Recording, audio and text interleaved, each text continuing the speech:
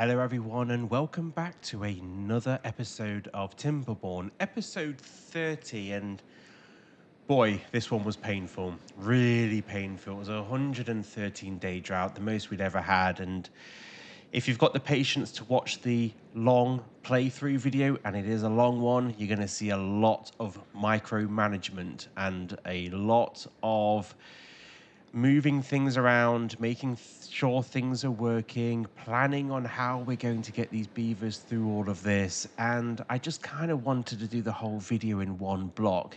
It was like a 3.5 hour gaming session doing it. I sped the video up a lot, but it still made like a 2 hour playthrough video. I mean, there is some cool stuff in there as well. Like we speed up time and the beavers do a lot of work on Reservoir 3 and we see that sped up. And at the beginning of the drought, there was a lot of resources and there was a lot of activity and they managed to get a lot done, which certainly in the next episode we will go over.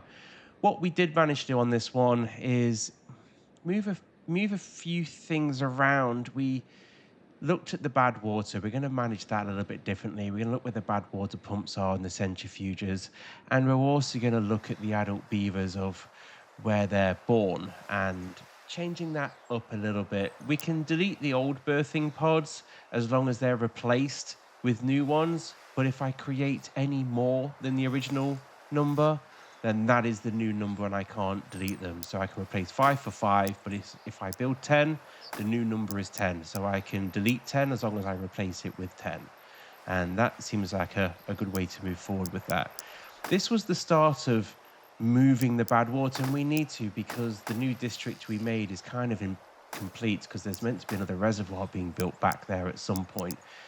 So we are going to have to move this water. And I thought, you know what, there's a load of trees here as well. Let's take that lumber and keep these these beavers going as long as we possibly can. So we did that. We started to reroute the water, and I looked at the way the river was going to flow, and I started mapping out what it's going to look like. And I made that mistake of starting with the end product here, and it sometimes doesn't work. You've got to go, okay, look, this just isn't going to work. So what do we need? We need the Badwater pumps, then we need the storage, then we need the centrifuges. So that's what I decided to do. I thought, well, I'm going to straight the river out first. Let's straighten it out. Let's make it a straight path down. And then that will allow us to build the deep water pumps for Badwater and all the storage just more efficiently. So here we're going to map out the dynamite, and they are making dynamite really quite quickly. I was quite surprised that they managed to do this at speed, and to be fair on them, they actually got a lot of this done. I am having to start making builds priority that I need them to focus on because we've got so much left outstanding to build.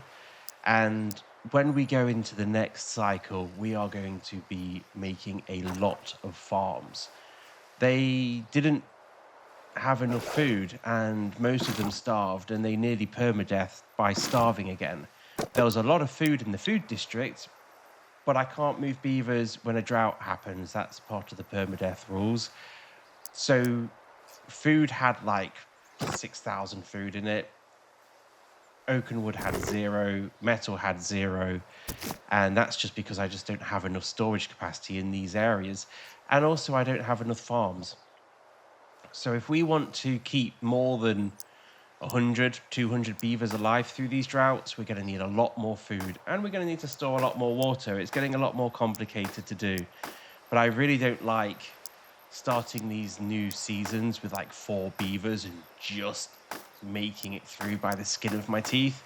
So we're going to try and fix that. It is more risky because more food means more will live through the drought and consume more water.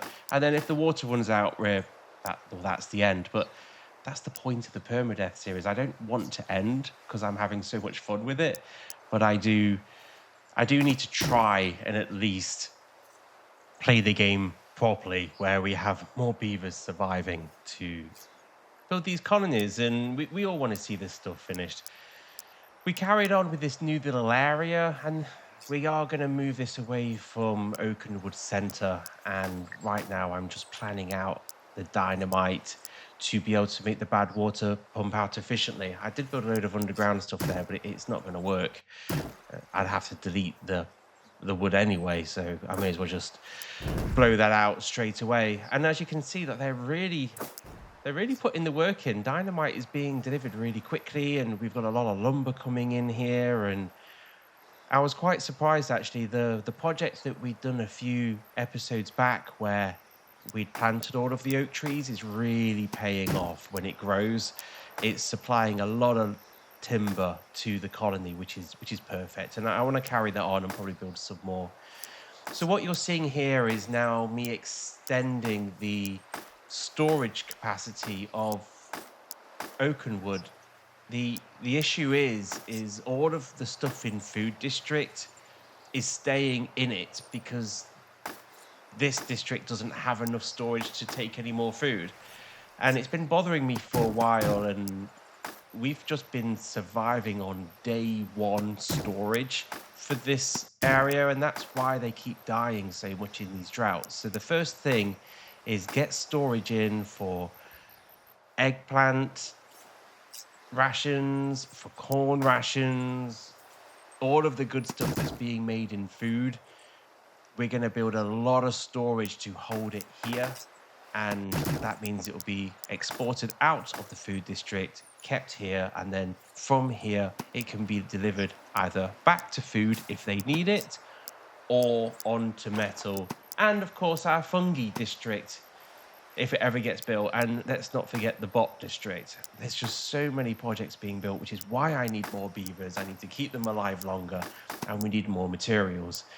In the next episode, we are really going to ramp up that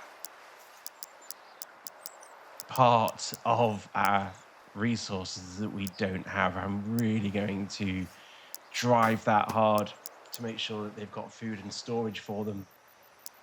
We're going to jump back and we're going to finish off our new area. And this is where we're going to be pumping the Badwater out, and it's going to be stored next to these, and then we're going to build our centrifuges opposite it, and we're going to put some more adult birthing pods in. And this is kind of what I was speaking about earlier. I need more beavers.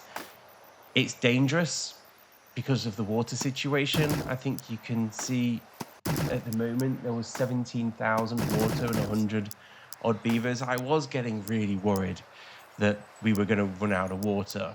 The food ran out first, they starved, and as soon as that happened, I realized quite quickly that water wasn't a problem anymore. We kept them alive for so long on this drought. It was so frustrating when that food ran out. It was kind of like the end game for them.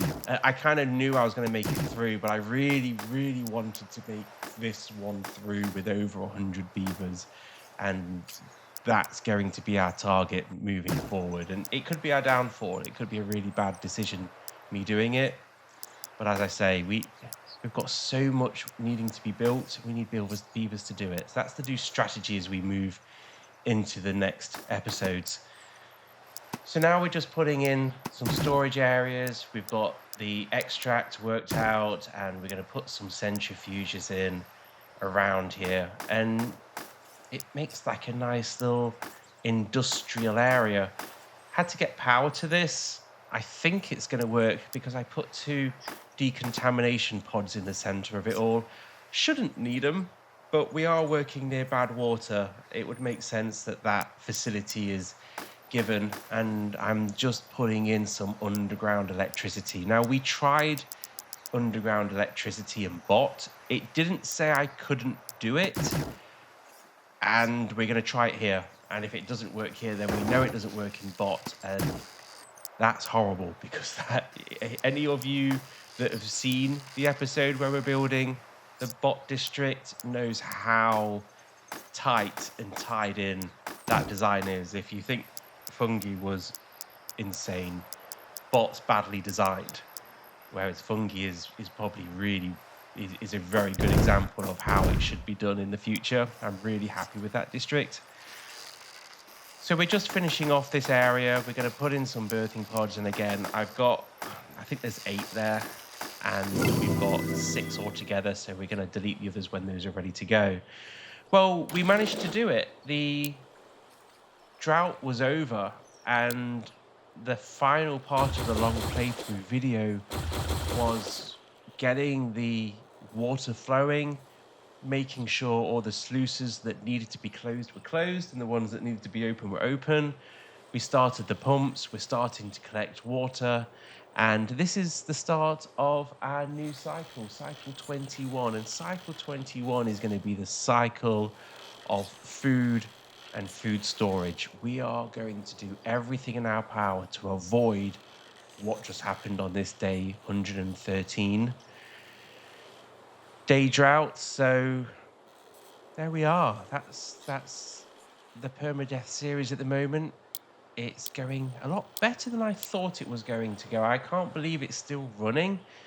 It's been going for quite a lot of months now, but I'm certainly enjoying it, and hopefully you guys are as well, and appreciate how amazing this progress is. Look how good this looks, and it's only going to get better as they keep building. So join me in the next one, and until then, take care of yourselves and take care of each other.